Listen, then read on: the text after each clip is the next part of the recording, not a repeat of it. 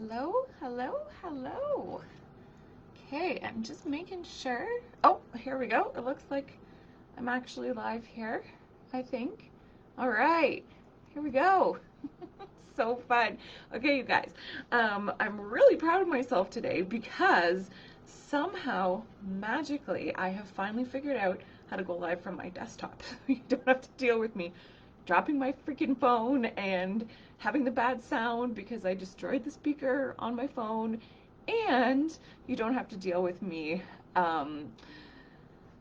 having to figure out to put my headphones in so that you don't have the bad sound. So it's all good. It's Friday. Happy Friday.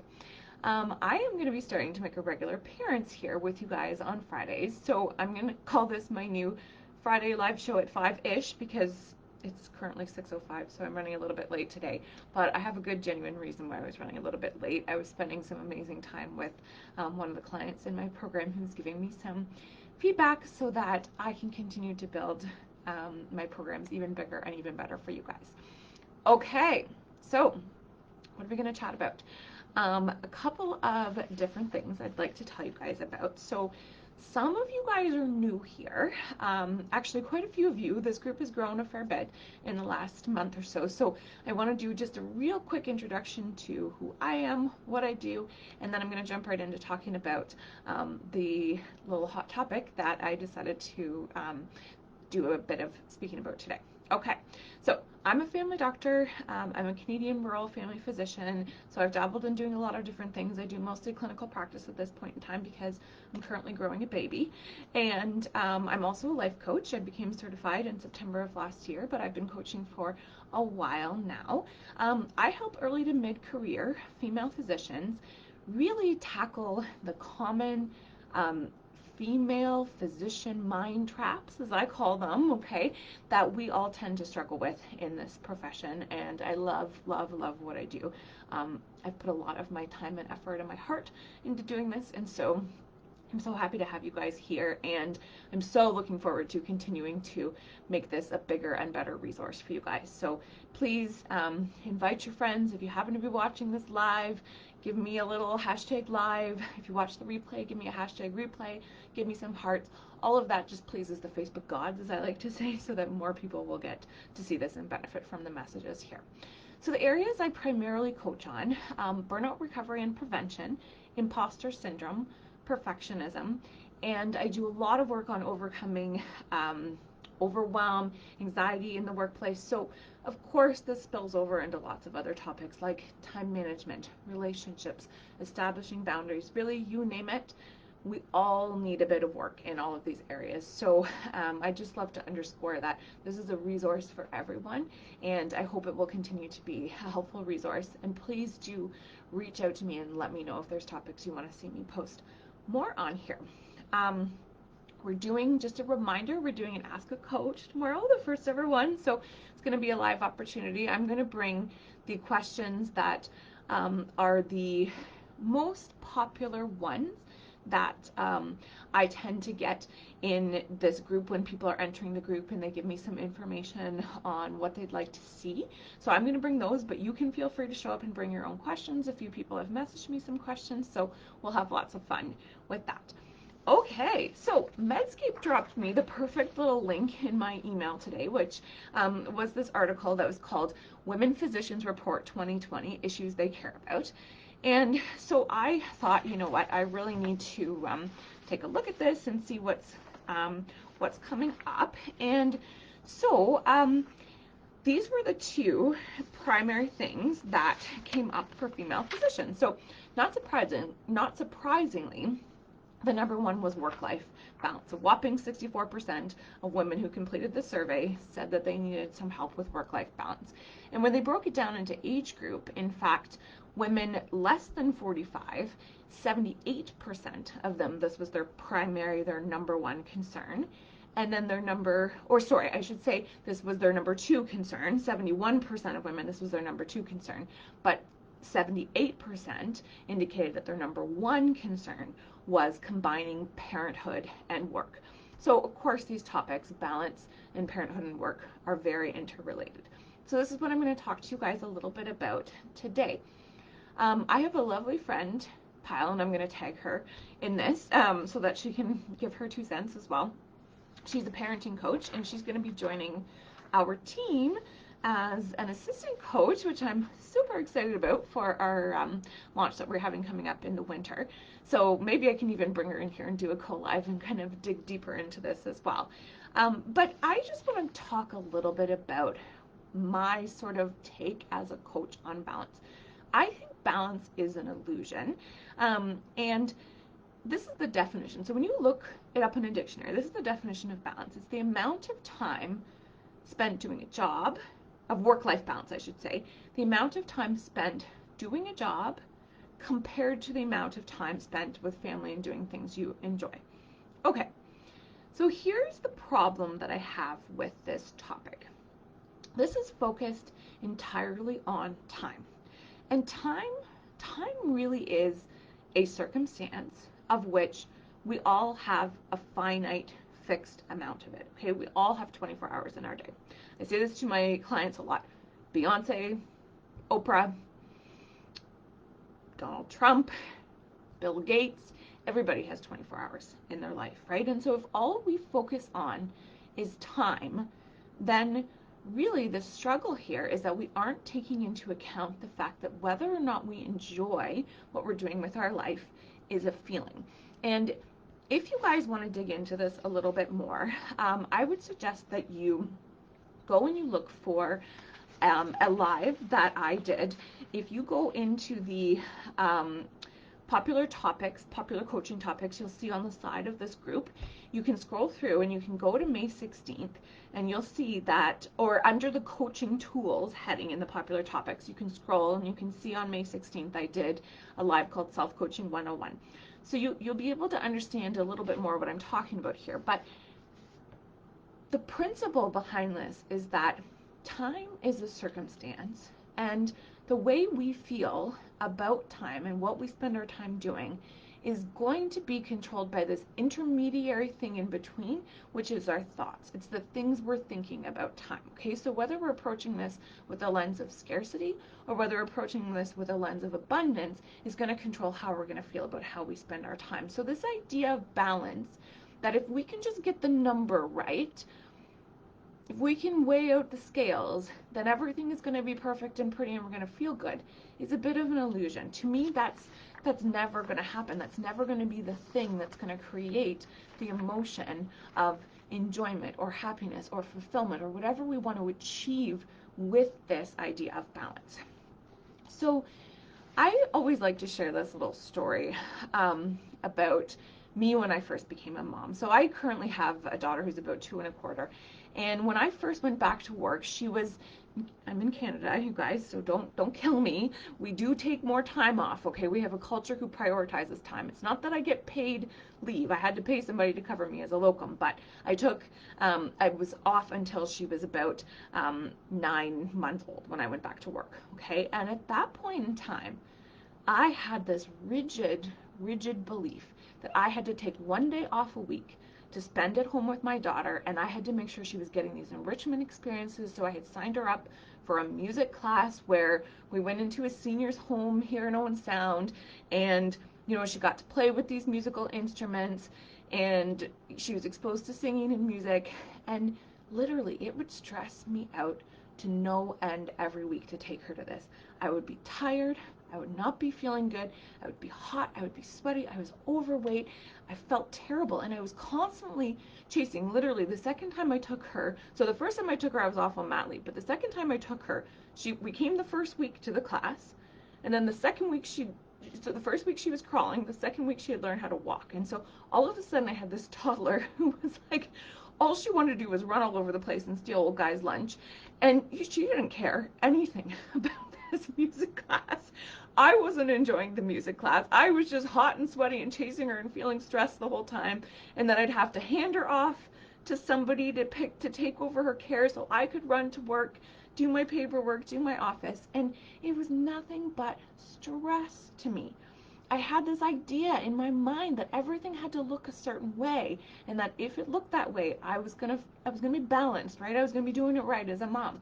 But listen, the number one thing that I learned how to do after I started getting coached was to decide that what mattered the most was if I was present in the moment with my daughter.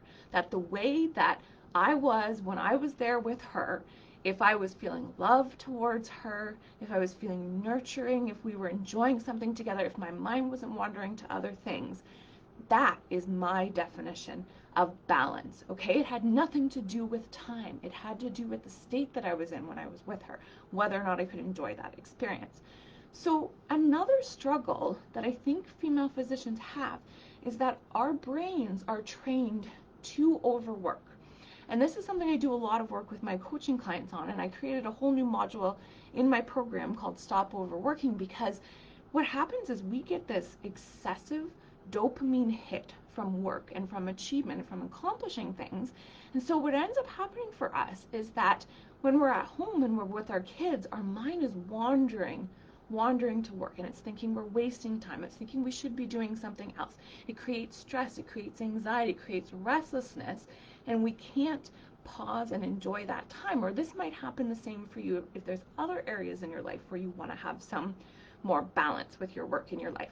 You might be thinking, oh, I'd love to be able to sit down and do some mindfulness practice or some yoga, but then your mind is wandering to the work. I should be doing the work, or I should be attacking my to-do list. I should be, you know, going somewhere, doing something, filling out that chart, filling out that paperwork, making that phone call, yada, yada, yada, you name it, right? I think we've all been there and we know what this feels like. So what I help people to do is to actually down-regulate that over-desire to work and up-regulate our desire for that blank space time, our ability to be there and be present with our family. To me, this is how we achieve this so-called work-life balance, okay? It's about, can we be present in the moment and not have our mind going to that other place? But we have to do this in a very methodical manner, okay? The last thing I'm going to speak about, actually there's two more. The third thing I'm going to mention is mom guilt. And so many of us struggle with what we call mom guilt, right? And this is a feeling. So if we go back to this self-coaching model that I've taught you guys here before, our circumstances trigger our thoughts, which create our feelings, which fuel our actions, which create ultimately our results, okay? And so if we're feeling mom guilt, that goes in our feeling line, which means we have to be thinking things about being a mom. So being a mom would be in our circumstance line, okay? We have to be thinking things that are creating the feeling of guilt for us. Hi, Jill. I just noticed that you commented. It's nice to see you. Happy Friday. So what I like to think about is I like to ask myself, like, what am I thinking right now that's fueling this feeling of guilt for me? And how do I show up when I'm feeling guilty versus, say, if I'm feeling love, if I'm feeling a sense of abundance when I'm with my child, if I'm like thinking, I can't believe how fortunate I am that I get to spend these few minutes. I coached a mom this past week, and she told me that working from home has been a blessing for her, because sometimes if a patient doesn't answer the phone, she goes upstairs and she snuggles her toddler and she just like smells her hair for a minute. And I don't know, I mean, I have a toddler, so I can just like, a particularly cuddly toddler this morning, so I can just feel this totally in my body right now. But just that moment of being with them, and they don't have the same concept of time, right? And so it fills up their cup, it fills up our cup. It's just a beautiful thing. Okay, the fourth piece of this that I think really relates to all of this is perfectionism, and particularly the idea of failure averse perfectionism. So where we have set an unattainably high standard of what a mom should do, how we should show up as a physician, and that we have to make it all look easy. And when we believe that that is what's going to determine our result, which is whether or not we're going to be successful in this life, right?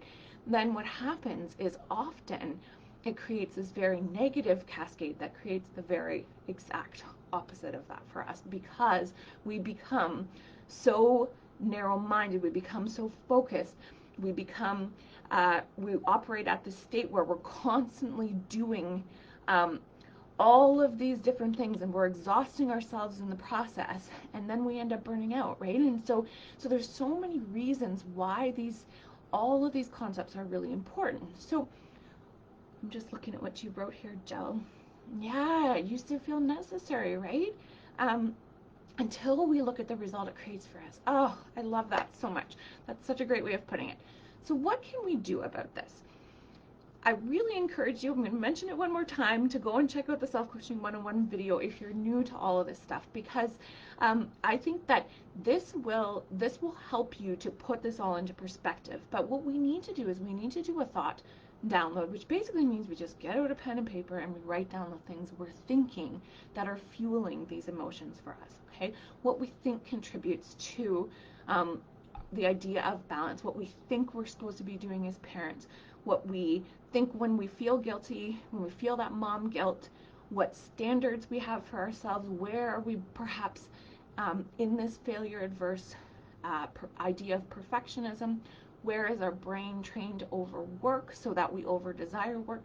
We need to know what it is that is our current operating system with which we're seeing the world.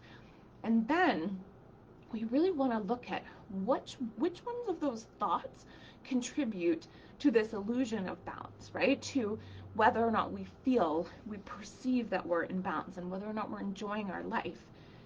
And then once we know those thoughts, we can start to decide if we want to keep on telling ourselves that same story, if we want to keep on believing those same thoughts, or do we want to do the work it takes to rewrite that script in our brain and train our brain to think a different way. And of course, coaching is a wonderful resource to be able to do that.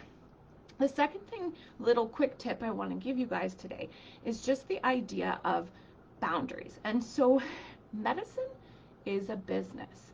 And the number one best thing I ever decided to do was to no longer work between aside from if I was on call or I was doing an evening clinic, okay, like there's exceptions, but to no longer plan to be working between 5 and 7 or 6 and 8 p.m. Sometimes I just shuffle it a little bit, but I give myself these 2 hours to be with my family and present with my family. And then I had to do a lot of brain training to do this, but I give myself Sunday where I don't work at all, except maybe I do a little bit during my toddler's nap time, okay? But the rest of the time I'm present and I'm with my family. And doing that work, really creating a space for myself where I could be present, I could enjoy that time, and I could value it, and I could believe that it was important, was something that became so powerful for me. But it involved setting boundaries around my work and establishing and drawing a line in the sand around when I work and when I don't work. So establishing some boundaries there, I think, is very important. And I think to do that, we have to start to see our practice of medicine as a business that we work in. Hey, I'm going to wrap up for now, you guys. I want to keep these short and sweet. If you found this helpful, put some comments. If you have questions, feel free to ask the questions. If you come back, you watch, put a hashtag replay, share some hearts. Those are all really helpful, again, so that more women who need to see this stuff will be able to see it. This is a small Facebook group, so people don't always get a chance to see this kind of stuff if we don't boost it a little bit. So I thank you for your help with that. Reminder, tomorrow, what time did I book that for tomorrow? I'm going to look it up so that I don't tell you guys the wrong time. Tomorrow afternoon, 4 o'clock, we're going to do, I'll make this easy for you. Tomorrow at 4 o'clock, we're doing our Ask a Coach.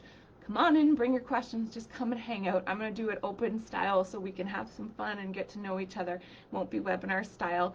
And then the following week, I'm doing my bonus imposter syndrome webinar for you guys, okay? So this is going to take place on December 5th at 4 p.m. Also, I would really love to invite you to attend live to this one, okay? The reason I picked this topic is because it's my most requested by far topic in this group in terms of places where people want help. And I decided I was going to throw in a little Black Friday special, but you have to attend live, okay? If you attend live, you will get a code so that you can have 10% off with the winter coaching round. So if you're thinking about doing coaching, make sure you come on, you attend live, and you can get that code.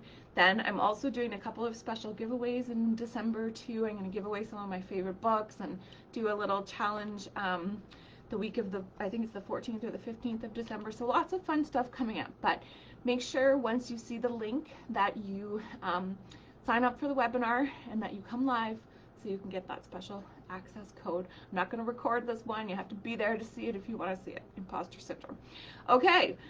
Take care, everybody. Have a lovely weekend. Thanks for being here with me, Jill. It's nice to see you. And you guys all take care. Bye.